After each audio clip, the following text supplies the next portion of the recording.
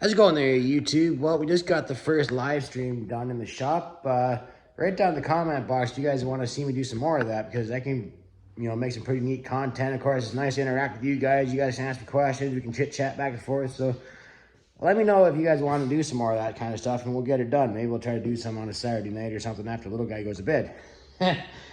Anyway, up here today, and I didn't get it on camera, I did move this 80. Now, I haven't really told this story on YouTube just yet. The fella I bought this 80 from told me that his crop insurance agent owned this for over 30 years, could never get it to start, and it never moved. So today the 80 moved. It might have only been about 10, 15 feet, but it moved under its own power for the first time in over 30 years this afternoon. I kind of wish he got it on camera, but it's kind of the spur of the moment here, and just wanted to get her done. Anyway, let's flip this phone around and I'll kind of show you guys what's going on. If you guys see the live stream, you'll already seen this, but anyway, you'll get her again. Okay, so I wanted to shuffle this 80 this way a little bit and move it backwards.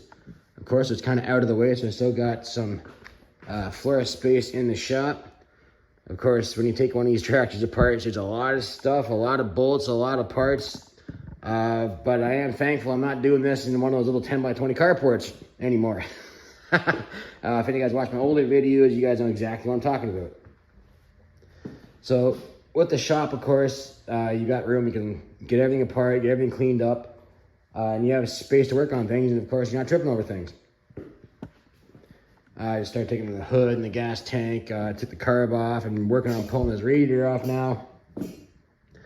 I do have another rim. Well, I don't have it yet, but I gotta go pick it up. Do have a lead for that. And so I wasn't really too upset about driving on a flat tire. Otherwise, I would never recommend moving a vehicle on a flat tire. Also, if you guys look behind the 80, you will notice that the little 145 is missing. I don't want to say I evicted it, but I moved it to the shed in the backyard.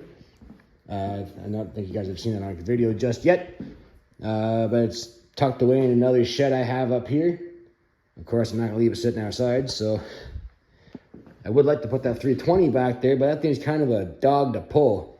And of course, the little S100 isn't really suited for that. Of course, my gate in the backyard is not big enough to get one of these through. Anyway, yeah, we're just kind of taking stuff apart in this 80. I'm kind of looking to do the same I did that W4 a few years ago. Take everything apart, except for this one, I can take it right down. I want to take it to basically the engine and the transmission tub. Pull the steering box and the dash and the throttle linkage. We'll pull it right back. Now, I know I just put the platform and I just bolted all that down. And I was trying to get ready to go to Milton this year, but it should be easy to take it back apart. There's a couple more strip bolts I got to pull out between the floor pan and the fenders. But of course, on the axle housing and into the tub and all that stuff, that's all brand new, so it'll come right back out. And I made sure to pump a couple drops of oil in there before I bolt everything down so it comes back apart nice and easy. Of course, being inside helps out. Yeah, so I think it'll come apart pretty easily here, and I want to get that rim and tire off there, of course. Now, before I move this, I did pull the lugs off the cast centers. I put them back in there just kind of loosely when I moved it, so that way I would hopefully kind of break some of the rust free in between that cast center and the rim. So I left them on there a little bit loose. As you guys can see, that new tube's junk anyway, because that blew out when the split ring let go, so I wasn't too worried about that. And these tires are not that great anyway, so if you wreck one of them, I'm really not going to be too upset about it. Anyway, there is another rim out there I got to go pick up at some point.